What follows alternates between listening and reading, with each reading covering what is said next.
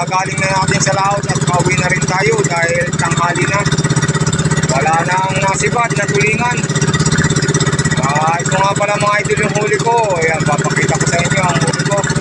Salamat naman sa Panginoong Diyos at binigyan tayo ng biyaya ngayong araw na ito. At mabuti at umalma na rin dito sa amin sa Bicol. Ayan,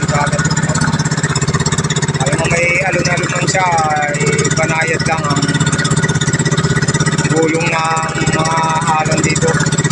Ayan. At ito nga pala yung huli ko mga idol. So siguro may 10 kilo naman yata ito. Ayun pa mga idol. Ayan o. Tingnan o.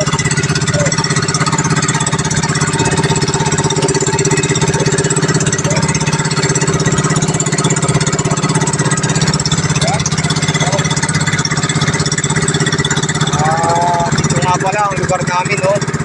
Sa Bicol. Ayun. Ito ang lapasan sa... Dito ako sa Ragay Gold. Yung hindi pa nakaka-subscribe sa aking channel, paki-subscribe naman.